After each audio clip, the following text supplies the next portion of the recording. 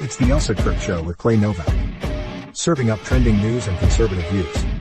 Brought to you by the Elsa Kirk Collection and Refuge Medical. And now, it's time for the show.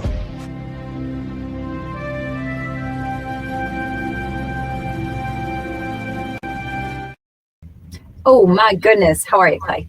I'm good. How are you? I'm good. I'm like in a weird spot. I need to scooch over a little bit. Scooching over, guys. Just humor me. I need to be centered. I should have done that before, but I wasn't paying attention. What else is new? So how are you? Are you ready for Thanksgiving?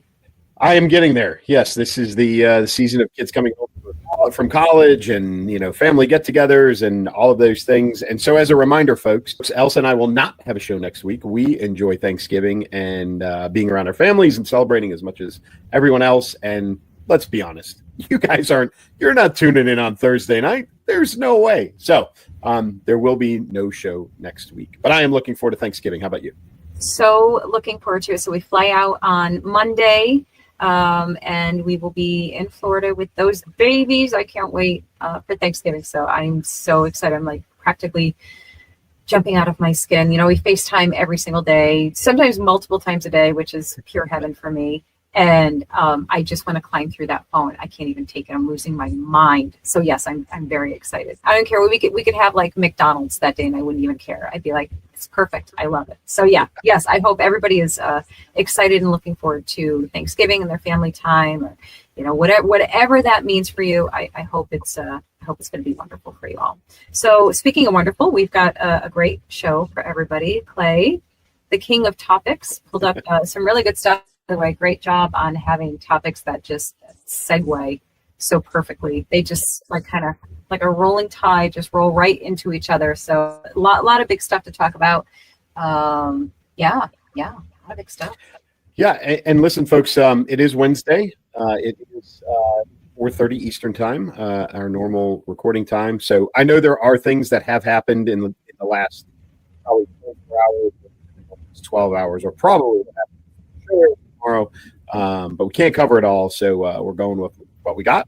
Yes, and we got some good ones. Here they are. Here's what's coming up. Tonight, Marjorie Taylor Greene goes from MAGA Marge to CNN's newest sycophant. Jeffrey Epstein shows up texting a House Democrat during the Cohen hearing, and Congress votes to release the Epstein files at last. We dig into the Trump assassination attempt and the mystery of the missing digital footprint. Ask whether Chuck Schumer was willing to wreck your Thanksgiving to win a shutdown fight, and finish with Michelle Obama blaming white people for black women's bad hair days. Elsa Kirk and Clay Novak are your hosts, and this is your dose of bold truth.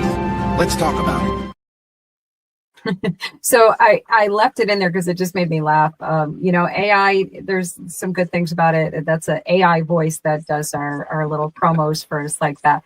And it could not get MAGA. It could not MAGA. MAGA. It's going to be from now on. We're like MAGA. It's like I feel like a parrot shouting MAGA. So I left it in because it made me laugh. But just so you guys know, I tried relentlessly for a solid 2 minutes to get it to say, like, I'm spelling it all different kinds of ways to get it to be able to pronounce it. It was not getting it, and I don't know. Maybe it's a leftist run thing, and they purposely. I don't know. And listen, folks, you're looking at the stars, the production team, the distribution point. Like Elsa does all of this stuff. So don't hate on her on the AI thing. If any of you are willing to be our announcer voice for free, feel free to hit us in the comment section. Exactly. There's the catch, fellas and ladies, whoever. I don't know. So I guess that was a little sexist of me. I do like for that. I like the male voice better for that. It's, I don't know, whatever. I like it. Sounds good. So yeah, if anybody wants to do it for free, I mean, please do. Because by the way, I don't know if you all know this or not, but we don't get paid to do this. This is our own. This is our beloved, pet project, I guess we could call it. I don't know. It brings us joy. For over 2 years. Yes. 2 years. Exactly. That's how much we love doing this. So yeah. So that, because I think everybody thinks that like we make so much money doing this. You're paid to do it. Nope. I wish, man. I wish. That'd be cool. Yeah. Not penny, not a dime. No, and the thing of it, and we'll get into the topics, I promise, guys. But the thing of this all is, and people have asked, like, well, don't you want to work for, I don't know, like a day buyer? Once upon a time where I thought I did want that. But the reality is the minute you work for somebody, they kind of own your content. They tell you what you're going to talk about. They tell you what you're going to say. I mean, you get some say, but not as much as we do here. We can say whatever the heck we want, whenever we want, however we want. It does, Right. So I like that. I like control, don't you? Yes. Yeah. This is one of the best parts of my week every week, and I enjoy it. And Same. yeah, I don't mind doing it for free. Ditto. Same. I mean, we're not going to turn down money with it. I mean, listen, the right offer comes along. We will take it. We will syndicate this in a heartbeat. Under the right conditions with the right everything. If those stars align, we're not shutting it down. But anyhow, we got big topics. So Marjorie Taylor Greene, she's like all over the news right now, all over everything, including especially the mainstream media, the left run world there. She is on her like apology tour, I guess we're calling it, right? So she's as folks I assume all recognize her by now, Marjorie Taylor Greene. She's Republican from Georgia's 14th district, I guess. She's been in Congress since 2020. So she got elected in 2020, reelected in 22, reelected 24, right? She's running up again in 26. Right. And she's run into this spat with the president, specifically over the release of the Epstein files. But she has gone. She's made claims against him that he is turning his back on the MAGA movement, and he's turning his back on his dedicated followers, including her. She's almost. I hate to say this, but it seems like she's claiming ownership or responsibility over the MAGA movement. But I didn't realize until I started doing more research on her is really how fringy she is. Like, did you realize? I didn't. I guess I didn't realize. I knew she was a little off kilter, but I didn't realize how fringy she was. Yeah. So my thought was that she had like kind of toned it down over the years, because that was the big thing about her in those early years. Why so much hate and mockery was kind of poured on her. The QAnon stuff, all her conspiracies, and a lot of stuff that she's just very, very, very, very, love it, hate it, whatever. She was very bold in her beliefs and statements. And I actually got to interview her, I don't know, probably like 4 or 5 years ago at an event. And I, saw her speak first. She spoke to the crowd. And what she didn't get credit for was she was actually an extremely good speaker, very motivational, very, there was no script in front of her, no nothing. And she was a very dynamic speaker, very to the point of what she was saying. I was actually very impressed with her. Going into it, I didn't have much of an opinion because there was so much being about her. And then I got to interview. It was a very short interview, maybe 10 minutes or so. And she was delightful. She was very personable. I liked her. I walked away, liking her. Maybe not liking everything that she said or how she said it, but nor are you supposed to, nor is it normal to like everything that somebody does and says 100% of the time. Now we fast forward to now, and she was. The thing of it was, she was basically. I know you were saying that she kind of is taking credit, so I will give her some credit and say she was like a MAGA hype woman. Yeah. I mean, no question about it. She gets. She certainly gets some credit for it. I don't know if she was like the whole deal, the most responsible. But anyhow, she's been going on CNN and The View. And here's the bone of contention, really, with this now. Basically apologizing for being a part of toxic politics. And I had to think about this for a while, Clay, because, when I looked at what she was saying, the actual words that she was saying, it's like, yes, I like this. I agree with this sentiment that, let's step away from being part of toxic politics. Sure. And, all this, it's gross, it's disgusting, it's unbecoming. It's all of the things that we've become that are an embarrassment to us. So on its face, I can agree with her and say, this is a wonderful thing to say. Here are the problems. It's who she's saying it to, who she's kind of like bowing down to. So here she is on the view. And there's so much to talk about here, from what she's saying, who she's saying it to, her demeanor, everything. So let's watch this together. I think that all of us right here are doing a great job of exchanging our ideas and things that we believe in, and we're doing it in a very professional and kind way. And in my opinion, I think we need more of that in America. I really do. And a lot of people wanted me to come on the show and say nasty things and you know, all of us to fight. They wanted all of us to fight. Thank you for not doing that. Oh my goodness, no. I didn't want to do that. It's like 5-1. She could handle it, but she didn't want to. No, I didn't want to do that today because I believe that people with powerful voices like myself and like you, and especially women to women, we need to pave a new path. This country, our beautiful country, our red, white, and blue flag is just being ripped to shreds, and I think it takes women of maturity to sew it back together. And I think that happens through free speech. Okay. First of all, so many things. The way that they were responding and reacting to her, so disrespectful, so condescending and rude. Joy, nasty, miserable Joy. I heard the contradiction there. Purposeful. It's 5 against 1. Isn't that what she said? It's 5 against 1. What's she going to do? You know, so here she is trying to make nice, and they're throwing these snide little comments, the expressions, like all of these things. This is, and her saying that, like, we're all being, you know, basically we're being nice to each other, and you know, you're a powerful, strong woman.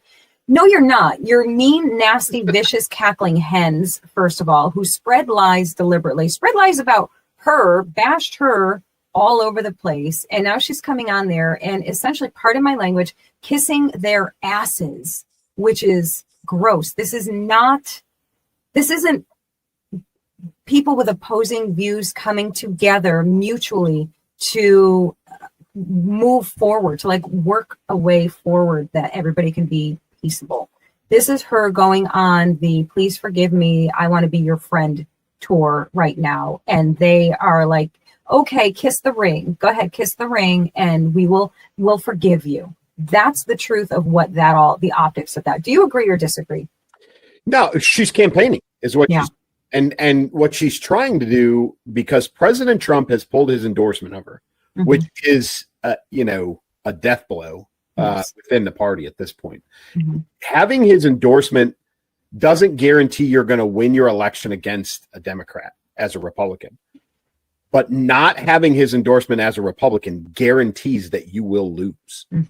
And so what she is trying to do is make up ground, and she's trying to appease, buy votes, get votes from, truthfully, a liberal crowd that wouldn't have voted for her, supported her until this very moment. It has been so. I mean, she is a MAGA hat wearing, you know, in Congress kind of person. But now she is on the outs. She's in the cold. So she's got to find those. Without President Trump's endorsement, she is going to lose votes. And if she wants to stay in office, she's going to have to find votes elsewhere. So she's making it nice with the enemy. That's what I mean, lack of a better term, that's what she's doing.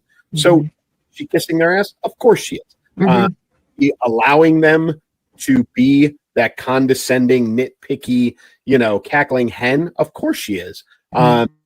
You know, 6 months ago, 8 months ago, 9 months ago, especially during the election a year ago, she would have been on that show and she would have been slinging with them at every opportunity. But now she's on the outs.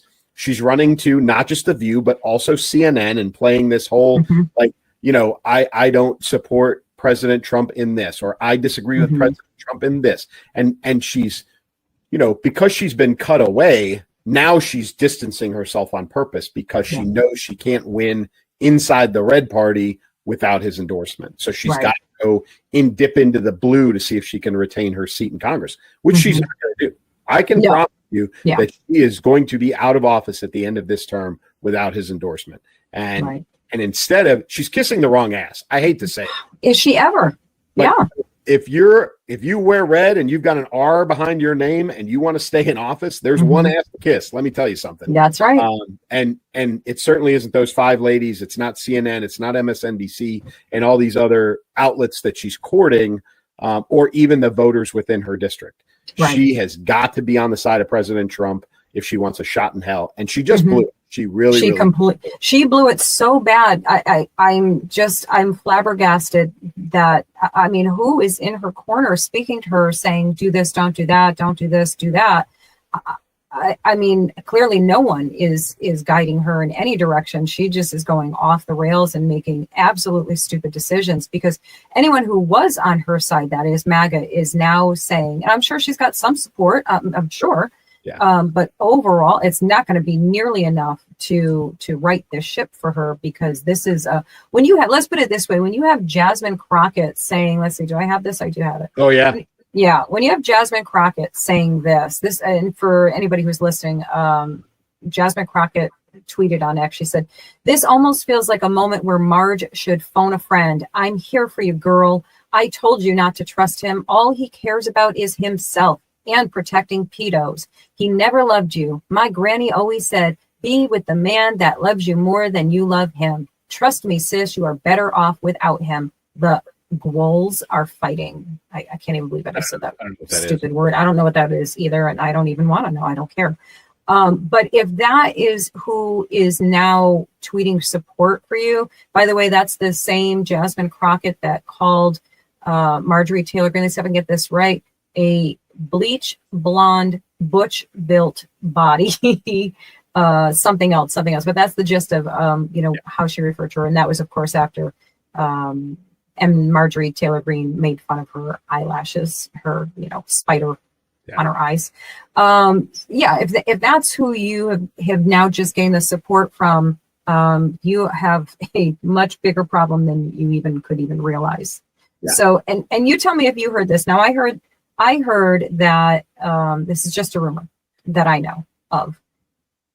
Suppose Trump to her or spoke to her about her numbers privately, basically said, like, look, you don't have the support, so don't do this. And she wanted to run anyway, wanted to keep going forward with this anyway.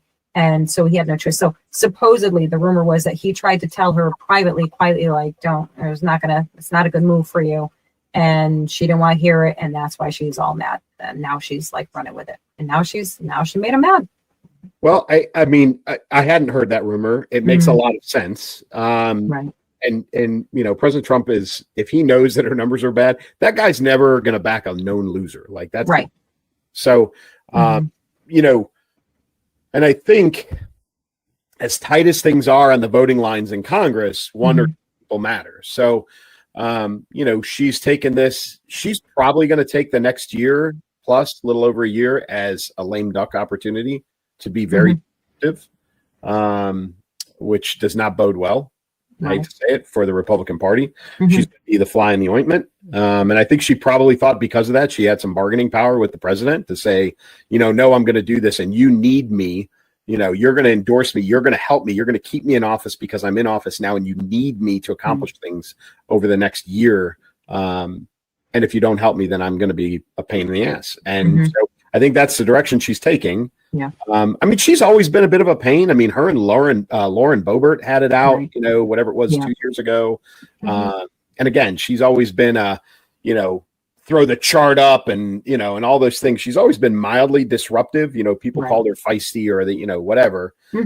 Beauty's in the eye of the beholder at this point. If she's on your team, she's feisty. If she's not on your team, she's disruptive. But I think she missed the mark on this one. I think that she really believes that she had or has the president in a corner and that he had no choice but to endorse her. And the reality is that he's not going to do it. He's not going to back a loser. He never has. No, he never has. Yeah. And again, her actual words, because I'm sure, and I don't know this, I haven't seen it yet. Her actual words, here's the irony, are good. In essence, right? Like let's stop with the toxic politics. Let's come together. Let's do the things. But she, of all people, should know that the people that she's up against, are not the people who are willing to compromise and make good. They're like, this is not like, and how can you not know this? So I think your assessment is spot on, because that's the only thing that would make sense, that she's, trying to rebrand, trying to appeal to, a different crowd now. And, hey, good luck to you, Marge. Yeah. Good luck. You're going to need it. Marge. Yeah. Marge. Yeah. She's, she is rapidly going to become a sideshow in Congress. And she's going to find herself completely out of office. It's not. If she survives the 26 election, it'll be shocking. It'll be her and Fetterman passing in the hallway as the two people on the abandoned or orphaned by their own party. And really offsetting each other. Maybe they'll join together and run as independents for something at some point. I mean, that might be their only. I mean, not that's going to give them much of a chance of anything, but at least it'll make them feel good, I guess. I don't know. But listen, that is far from the weirdest thing happening in Congress right now. Oh my word. What the heck, bro? Just channeled my inner 12-year-old boy, I guess. I don't even know what that was. Go ahead. So we've got, obviously we're going to talk Epstein in a couple of segments here, but this one is extremely interesting because what has been revealed as these pieces and parts of the file are being released is that Stacey Plaskett, whatever it is, who is a non-voting member of Congress. So she is a Democrat. She's from the U.S. Virgin Islands, which means she sits in there. She represents the Virgin Islands. She doesn't get to vote. Keep in mind, Epstein Island was part of the U.S. Virgin Islands.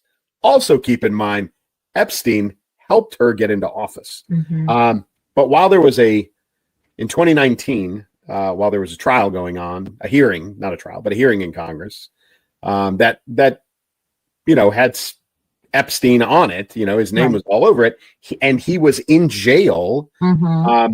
Stacey Plaskett, Democrat, U.S. Virgin Islands, was texting him. Yeah. First of all, am I the only person who found it appalling that he had a cell phone to be text messaging with in jail? Seriously. Yeah. Yeah. We can take a pause and put a pin in that, right? Like, listen, this isn't a white collar crime guy. This isn't a guy who was, like embezzling money or, stealing identities. This guy was a pedophile, human trafficker, like historically horrific crimes. Yes. Yet still had a cell phone. Okay. Everybody just like process that for a moment, because just yet another indicator of how much power this guy was wielding over all of these other people. Like, no wonder this is all taken so long. But so yes, texting with him, even saying, quick, I'm up next. For him to hurry up and tell her what to say. This wasn't like the night before she's doing her prep or the weeks before she's prepping for this thing. This is as the trial. They have the digital footprint of this, folks, and the timing. So they know the timing of this verified during this hearing. She said exactly what you said, Elsa. Hurry, I'm up next. I need to know who Rona is. Is that an acronym? Because it was RONA, all capital letters. And he's like, oh no, that's Trump's personal assistant. She's in an office right across the hall from him. If anybody knows about any of this stuff, it's her. She knows everything that's going on. So he's filling her in on details. And then you can watch the timing. I don't know if you saw this, but somebody laid out the timing of the text messages against the timing of the hearing.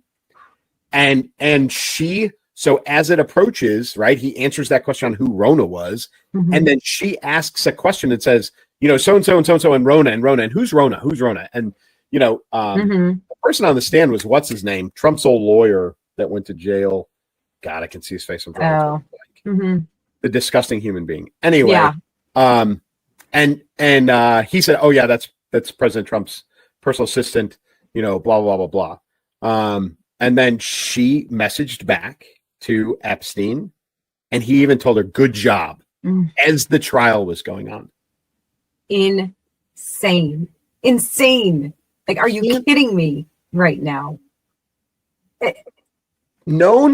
Folks, this is after he's been convicted. This was not in prison waiting for trial. Yeah. He is Epstein that the world knows. Yes. He's that guy. She is texting him while in jail, while he's in jail, during a trial, to get advice, encouragement, and guidance from him. Yeah. And meanwhile, the left is hearing this, right? Mainstream media, the left is hearing this. And, they're like, oh, let's see. Televised hearing aimed at taking down Trump. Epstein is feeding, lines to them there right while this is all going on. Nothing to see here. Let's move on. So Are her you kidding? law professor is in Congress right now. Raskin, Democrat. Oh, Maryland. right. Yes. So folks, they put forth an effort to censure her from Congress, which truthfully, in her capacity as representing the Virgin Islands and not being able to vote on anything, was really kind of a gesture of like, hey, you're a horrible human being. You need to go away, Right. which didn't pass, by the way, which is just as disturbing as the rest of this stuff. Yeah.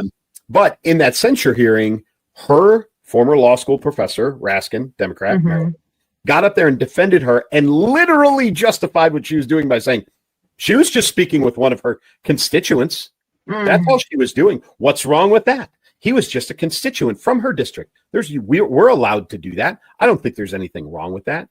This is justification. This is a congressperson, an elected official justifying this by saying that, as if we're all a bunch of idiots. Yep. These are truly the worst people on the planet. These are horrible, horrible human beings. They are beyond the pale disgusting. And if you think I'm exaggerating, let's remind you again, what Epstein was in prison and convicted of and for. Like, do we forget what that is? So, yeah, when I say that I think they are some of the most vile human beings on the planet, I absolutely mean it 100%. That is just disgusting. And, and as with so many times when we're talking about this in particular, this case in particular, and anything like it, it's just so, I'm angered to exhaustion. like I've gotten so angry and horrified and disgusted by this all that I'm like emotionally exhausted from it. And I think we all are. I think I speak for so many people when I say that. And we just shouldn't allow ourselves to get exhausted by it, because then you start getting apathetic towards it. And I think we're also largely at that point, because again, like, what's going to happen? Is anything happening? I mean, are we, well, I guess I can move us right into that, right? I mean, before we go too far, go ahead. As these bits and pieces are coming out, right? So we've seen these text messages. There's been a little bit more while he was in jail, Epstein correspondence that has come to the surface. There's been correspondence released between him and Hakeem Jeffries. Oh, by the way, as he was looking for money, right? Yeah. Donations and all of that. But also a Harvard, I think he was the former president of Harvard, continued to seek advice from Epstein.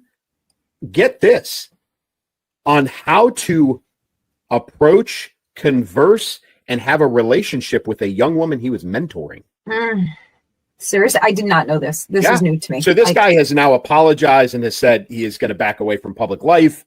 I think he was a former president of Harvard. He was at Harvard. He was a bigwig. But yeah, like knowing, like, this is, people knew who he was. That's proof positive, right? Yes. People knew that he was a disgusting human being. They knew what he was doing. Right. This guy was actually soliciting advice on how to do the things that Epstein does from Epstein while he's in jail. Yeah. Right? Yeah. And again, please tell me they're not disgusting, horrible, repugnant human beings. Embrace yourself, folks, because again, next topic, we're about to hear, see, know, find out all kinds of things about all kinds of people. Yes. Yep. Yes, we're about to get what we asked for, basically. I mean, and you know, when we first were talking about this, you and I did talk about exactly that, kind of bracing for what's in there, because a lot of people, I don't think we will be, maybe we'll be, but I think a lot of people are going to be, they will be shooketh to their core. Yeah. Right? Because there are going to be names and people that you may have held in some esteem to some degree, and so many houses of cards are going to be coming down, and you know, I hope that's what's going to happen, and I hope that's what's going to, even if it's somebody that I like and admire from afar. if you are any part of this, I want to see you go down. I want to see you fall. I want to see every one of them fall from grace and lose everything. And, because again, the thing that gets overlooked so often is the actual victims of all of this, who are living with this as a daily part of their existence. And they are forever changed and not for the good because of this. One woman is dead, it's just absolutely horrific to me. Yeah. So Congress voted yesterday, again, recording on Wednesday. They voted yesterday to do full release of all of the Epstein documents. That passed. I think there was one person who voted. One? Yeah. It was 427-1. Yeah. And was it a Republican? I don't remember who it was. Higgins? Yeah. Yeah. To me, and I'm not making excuses, folks. Yeah. There should have been that should have been a clean sweep. Should have been. No excuse. I think that may have been a procedural, I disagree with this, because one of the things that's not being redacted, my understanding, are the names of the victims. So as this comes out very clean, this is why this has been so back and forth, and is, because one of the hangups administratively was protecting the victims in this. Rightly so. And they're, should we protect them? How much should we protect them? That kind of thing. But, we've all gotten to the point where we're just like, hey, release the files. And so I think maybe, and I'm not making an excuse, but I think maybe that one person, it was a procedural. It's not that they disagreed necessarily with releasing the files to protect anybody or anything. I think it may have been hey, administratively, I think there's something wrong with this. Regardless, it passed overwhelmingly, 1 no, and it is on the president's desk. The question that we're all asking is, is he gone? Is he on a plane somewhere? Right. We're certainly we're not going to Biden auto pen this thing. No, no auto pen. He's going to sign it. But the question is, why? Is he not in the office today? Which may be the reason. I don't know. Could be. But yeah, I mean, he's a busy guy. The guy doesn't sit around. No, he definitely does not. But it would have been nice if they could have just airdropped it to him or something. I don't think we trust that one to the cloud. Just saying. Fair enough. Fair enough. I think, I think there's going to be some, maybe they're bombshells, maybe they're not. I think some of these are known to people, or at least anticipated. I think there's some anticipation that we're going to find out that one of the reasons that Epstein was so protected is because he was an intelligence asset. And I think, DOJ and some other folks are going to have to probably bring CIA in, and some of this stuff's going to have to be declassified. I think that's part of it. It would not surprise me and listen, folks, we're not saying that Epstein was a CIA agent, but if you think about it, if there was a person who could collect and have dirt on hundreds of people, powerful people around the world, that could be used for intelligence gathering reasons, he's the guy. So, it doesn't make the CIA complicit in this. I think they should have stepped in if they knew anything about it, regardless. But I think we're going to find out that he was an intelligence asset, or at least in contact with the CIA. I think we're also going to find out, and this is on the low end of the rumor scale, but I've heard this a couple of places, is that the FBI whistleblower is none other than President Trump himself. Yeah. I mean, I could see that easily. Well, they've got, and I don't have it, guys. There's video from him of in 2015. Yep. Specifically calling out Epstein Island and saying something about Prince Andrew, who's been stripped of all his titles and everything. I think they just call him Andy now. Yeah, Andy. Yeah, Andy. Good old Andy. He said, ask Andrew about it. He can tell you. And, he had a little smirk on his face. So you're like, go ahead, ask him. He's got some stories for you if you want to hear them. And that got kind of breezed over back then. He was talking about it long before anybody else was. So, he's the one that kind of put some eyes on it, really. What's this Epstein Island? What is that all about? So I think that has the potential to be in there, that he is the person who really blew the lid off this thing, which I think would be I think that's one of the reasons, if that's true. And I actually think it is true. That is probably the primary reason why these documents sat for 4 years under the Biden administration, because they did not want to give Trump any hero status of any kind ever at all. So don't be surprised, folks, if something like that is in there. Maybe not that specific, although I think that's what it is. Between that and then, again, the CIA being somewhat complicit in what was going on, if they were using him as an intelligence asset and knowing what was going on. But also there's some things in there I know, and you know, that when all these names are released, there's going to be some pretty powerful people that were being protected. And I can't wait. I really can't. Even if that, have you seen, there's a couple of like, they're fakes that are out there in social media. There's like this, page with like 3 or 4 columns of names. Oh, right. Yeah. I've alphabetized by the first name, which is ridiculous. But like, if half of that, if a third of that is true, like it's going to be earth shattering for a lot of people. So, and we're going to see politicians, we're going to see athletes, we're going to see businessmen, we're going to see, entertainment, music, actors. There's going to be smatterings of all kinds of people on there. And I can't wait. Burn them to the ground. Burn it to the ground, please. Start fresh, scorched earth on this. Just burn it all. Yeah, and I don't know. I actually kind of want to pray on this that Trump is the one.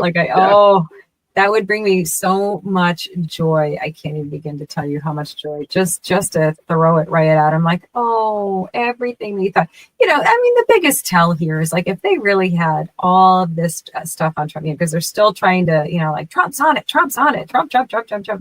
You mean to tell me, they did everything that they could possibly think of to destroy Trump and any chance at the presidency for him this time around. I mean, last time too, but if they had stuff on him and they were sitting on it, of course they would have released it if they had it. That is the simplest fact of all. If they had it, it would have been released a long time ago. So, Listen, folks, you don't fabricate something like Russia collusion if you have something that is concrete evidence of a real crime. Yeah, exactly. Especially something that is so incredibly vile. So give it up, guys. Give it up. Since we are still on the Trump train talking about our buddy there, let's keep going. This one, Clay. Oh my word. You go ahead. Yeah, so Thomas Crooks is who we're talking about. This is the Butler, PA shooter, the kid who's dead. So one of the things that has not been publicly released in the year plus since the assassination attempt is his digital footprint. And for a while there, we were even being told that he didn't have one, which we all know is crazy. There's nobody, I'm pretty sure the Dalai Lama's got a digital footprint at this point. He totally does. Yeah. So, but there was this, the kid doesn't have anything. We don't know anything. We can't, and the FBI, of course, has had it all along. A lot of it was being protected, hidden, partially because of an investigation, but also partially because it was in the hands of the Biden administration for a while. But what we're finding out about this kid is that for a long time, he was a Trump supporter as a teenager, like not even old enough to vote yet, I don't think. Big, conservative, really to a point of being violent. Some of the statements that he made, I don't know if you have seen any of these, but it's like, we should be like these anti-MAGA, people should get shot in the head with an AR-15 and like all this crazy, super violent tendency. And then all of a sudden in 2020, there was a switch. And he went from loving President Trump to hating President Trump. And they found a correlation with a Norwegian YouTube account that the guy or the individual, they can tell. I don't think they know who that person is, but they do have enough digital signature to find out that this person was associated with essentially a Norwegian version of Antifa. So a left-wing nut job. And so they're finding that Crooks was talking to this individual through YouTube. And that's about the time that he turned from being a violent supporter of President Trump to a violent opposer of President Trump. And then you can imagine the waterfall effect that led to Butler, PA. But what they're also finding out is, go figure, with a kid who's as mentally unstable as this young man was, he also had, weird sexual tendencies on top of everything else. Again, go figure. And I'm not going to get too deep into that because it's gross and it's uncomfortable and like nobody. You just need to know he was into some weird stuff, people. If you really want to go and look it up, you can look it up. but he was into some weird stuff. But now all of a sudden we've got this digital footprint, and where does that sit with you? Like, this has been over, what? How many months has it been now? Right. Yeah. I don't even know what it is, but yeah, something like that. Yeah. Obviously everything, I think we're all kind of thinking somewhere along the same lines that, like, one being, how come we're just finally hearing something about this? We have, everyone else, close to everyone else, within minutes, we have these people's life stories. We know everything about them, information. And granted, yes, a lot of times, a lot of false information comes out first and all of those things. But nonetheless, I mean, you find everything very, very quickly. So one would be, why was this scrubbed, or why or was this all scrubbed or suppressed, unlike anyone else? The shift, like, who is this person that got a hold of this kid? And yes, you already have somebody who's clearly got some mental illness going on. This is something that you hear all the time about the CIA using people. You hear these, but they're not even rumors. It's true. Like, this is a documented thing. This is true. CIA will use people like this to, they'll mess with them basically and get them to do things. So, is this a case of that?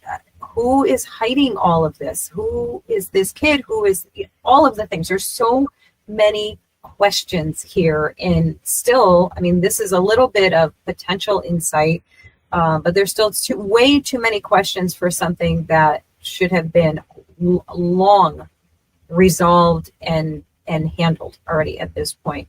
You've got Tucker Carlson, of course, and others on the right are saying that the FBI lied, or at least misled the public about his digital footprint and possible ideological leanings.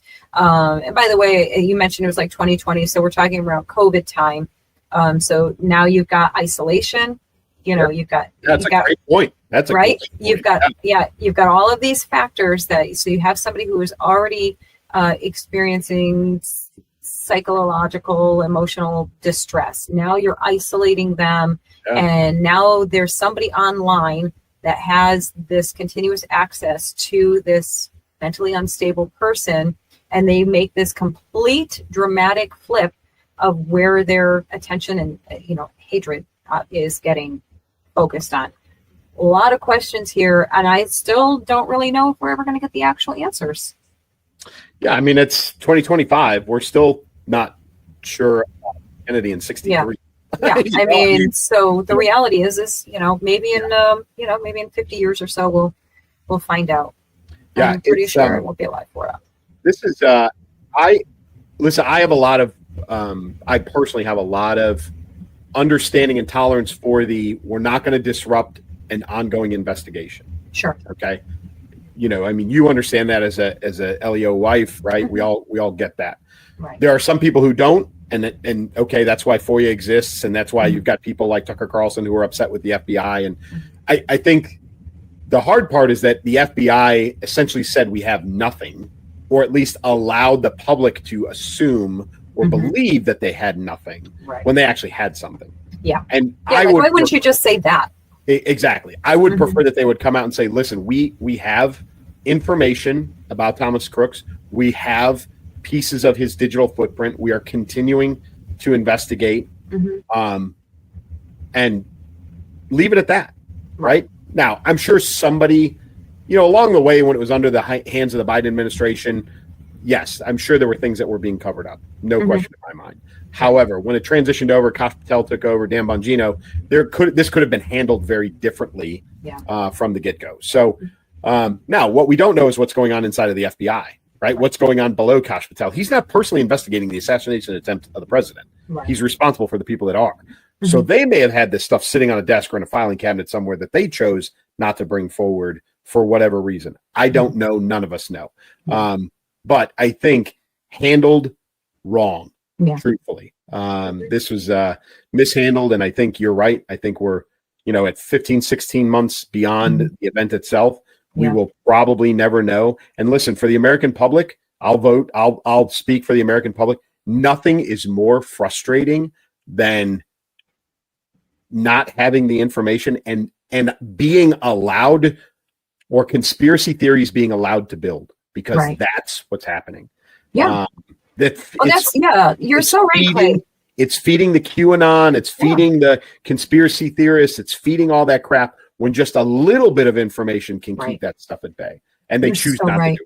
Yeah, you're so right. That is the highest frustration here, that, just give something, a little bit. Like you said, it's an ongoing investigation. We can't release certain bits of information. We know lots of things about lots of stuff, but we can't talk about it because it's an ongoing. Like, just say that. Don't, I mean, we're already so steeped in everything being a lie, like nobody believes anything. Nobody believes anything that's coming out of anybody's mouth anymore, between AI, between, mistrust in the government, between the, political warfare against each other on both sides. Like, nobody believes anything. So try and dispel some of that by just putting the truth out there. And yes, there's always going to be the Tucker Carlsons and the Candace Owens of the world that are going to look for a conspiracy in the most non-conspiratorial things. Like, that's how they make their money. It's literally how they function. It's their job. It's what they do. But for the rest of us, like, we're so fatigued from all of it. Like, just tell us the freaking truth. Just give us something that we can believe, But I don't know. Oh my God, I'm so tired, Clay. I need our Thanksgiving break. People make me so angry as I laugh about it. Oh, what else do we got? Let's see. Oh, let's talk about this guy here, Schumer. About conspiracy. Yeah, right? Yes. Yeah. I mean, listen, I'm so, I'm still mad, but I'm so grateful that this is resolved for Thanksgiving travel. Because yes, guys, it's all about me and my travel. It is. But after the 40 plus days of the longest government shutdown in American history, the Senate finally blinked. Flights are melting down. I don't know what that means. I think I'm just reading that wrong. Families were sweating Thanksgiving travel. Yes, I was. And everyone in DC swore it was the other guy's fault. So did Chuck Schumer drag it out to hurt Trump in the holidays? I feel like it's a no-brainer. Yeah, duh. Well, there's confirmation at this point, at least some tacit confirmation. So Schumer was, now it's coming out because he solicited help from not just Congress people, but also, which I don't necessarily understand how that influenced anything, but he was looking for help in trying to keep the shutdown going through Thanksgiving, purposely not paying federal employees, service members, air traffic controllers, federal law enforcement, all of that, purposely disrupting family holiday air travel specifically, purposely making the economy a challenge so that people wouldn't necessarily have enough money to celebrate a proper Thanksgiving as we traditionally do, right? And widespread across the country. So he was looking to make Thanksgiving miserable for everyone for political purposes only. And there is now evidence that this is true. We, like you said, no brainer. We all kind of suspected he is that brand of jerk and that brand of politician. But now there are people coming out after the vote happened to reopen the government that have said, I was not on board with what Schumer was doing. He asked me for help, or he asked for, my abstain from the vote, or to not, whatever. So that he could do X, Y, and Z, and they could blame it all on President Trump, and it would look bad for President Trump. So really, folks, I mean, if you didn't think Schumer was done before this crappy outcome of a 40-plus day shutdown, now that this is out and in the wind, he's definitely done. Yeah, he's got to be. He has to be. If he's not, I don't even know. I don't even know what to say. I'll throw my laptop in the air at this point. Like, I mean, if this guy isn't done after this, when your own party is, throwing you under the bus saying, oh yeah, this guy, he was the one for sure. And of course they're all trying to save their own skin too. Yeah. So do you think he resigns, or do you think that he gets voted out of his minority leadership role? Voted, because he's too arrogant. Okay. He's way too arrogant to resign. He won't do it. He will dig his heel. They will have to yank him out of there by his scrawny, liver spotted ankles and just, drag him out of there. He doesn't want to lose that gravy train. He wants to run that. AOC?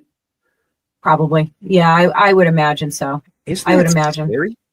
Like, isn't that just hysteric? Like, so frightening it's not even funny.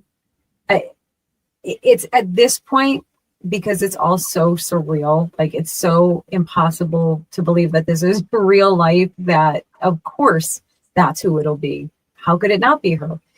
You know, and she's dumb enough, I think, because she's dumb enough to be manipulated by the people who are really pulling the strings there. So they'll, you know, who's better than her? So even if they do yank Chucky Boy out of there, you know, you probably will still be a little bit, at least to some degree, some bit of a puppet master in there, because he knows too much. You know, this is all of these high power people, whether it's politics or celebrities for that matter, they all have so much dirt on each other. Like this is the game that they play. It's all a game for them. Yeah. You know, anybody who thinks that any of them care about that this has anything to do with us, we're just pawns in their game. Like, and I hate to be that guy, that pessimistic, you know, we're a guy. The what is it from the Muppets? You know, the guys up in the yeah, I'm like that guy right now, but like I'm so, you know, you get really jaded by this because you can see what the game is, and the game is just that. It's a game for them. It's all about them.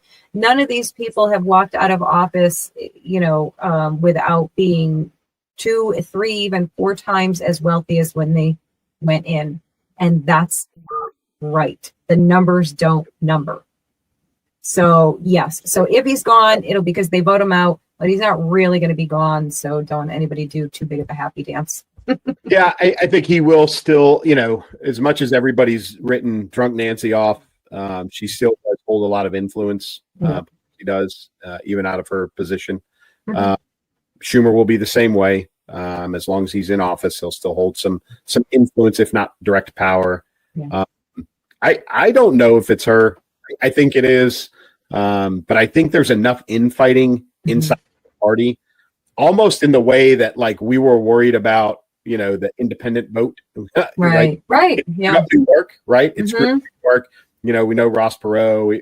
We talked about all these every time there's an independent candidate, you know, the RFK, that it was going to screw up the election. I think there's enough infighting inside of the Democrat Party that it'll be very much like the Chicago mayoral election or the Minneapolis mayoral election, where, you know, there's enough people that are voting against her, and that somebody else will end up sneaking in there as opposed to her.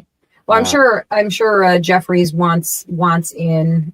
He's making a lot of power plays. There's a lot of people, you know, that want in or appear to. I don't think it's her. I hope it's. But it probably will be. So. All right, let's talk about dumb women in politics. Let's. Oh my goodness, this.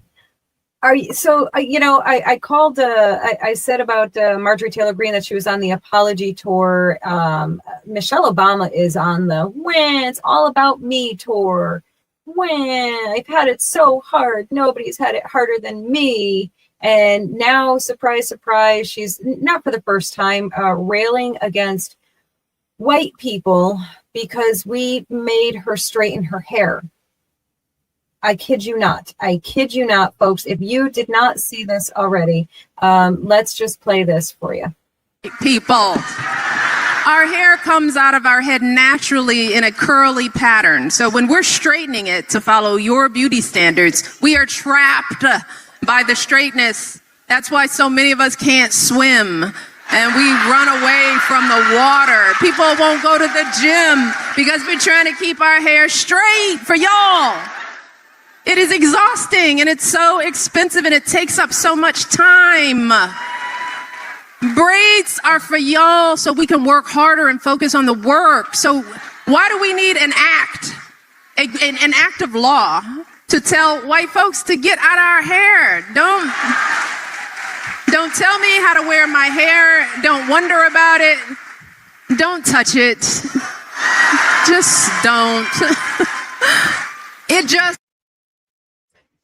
Okay, so let me start by saying I have never, in all of my 54 years, given any thought to how another woman, a woman of another color or race or anything, has styled their hair. I've never once stopped somebody and said, hey, you, straighten your hair right now.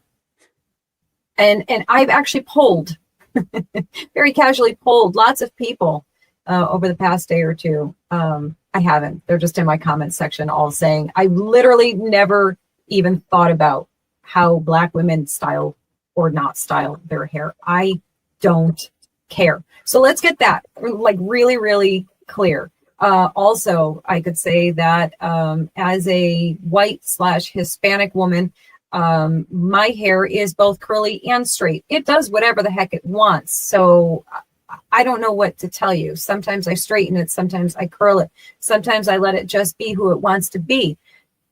Apparently, does she need our permission to do that? Because I don't know. I mean, last time I checked, she was one of the most influential, powerful women in the nation. And she didn't use that opportunity to, if she wanted to wear her hair curly. I don't know. Did she ever? I have no idea. I can't even remember how she styled her hair. That's how little I have ever cared about that. So what an offensive, entitled, arrogant, whiny, miserable woman she is. She is horrible. And by the way, white women, white liberal women were pretty close to literally bowing down at her feet. So I'm pretty sure none of what she's saying holds any water whatsoever. So insulting. If I cared enough to be insulted, actually.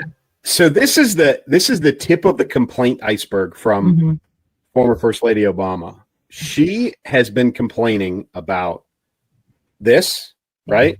Which is absurd. Like you said, she's one of the most influential women, arguably in the world, while she was in the White House.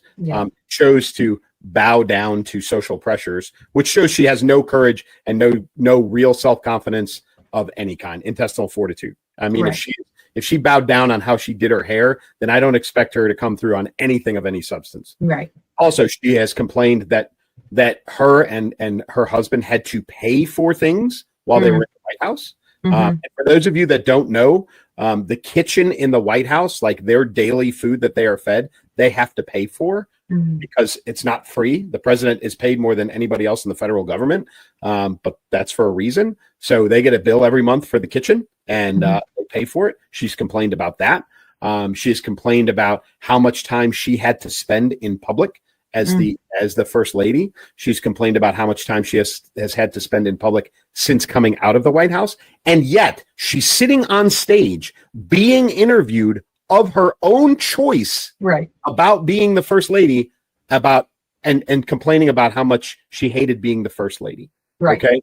So I don't want to hear it. She's lost it. Somebody said it the other day. I posted on social media. They said she is the Meghan Markle of politics. She sure is. That, Meghan Markle, who has complained so much about how invasive their lives were in England, and that's why they came to the States and renounced their titles and all of these other things.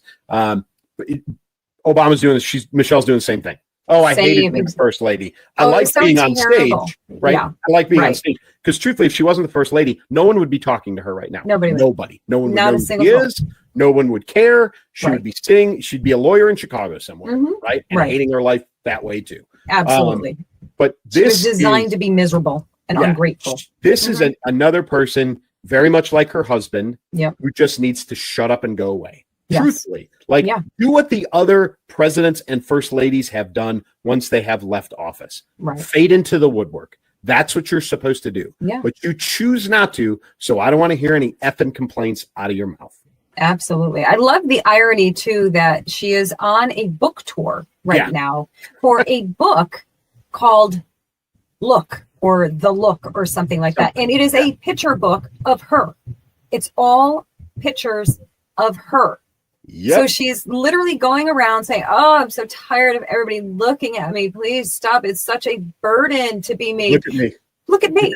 Look at me in my book. Look at this page. Look at this page. Look at this page. Stop looking. Yeah. Terrible. It's just, oh my God, what a jerk. What a jerk.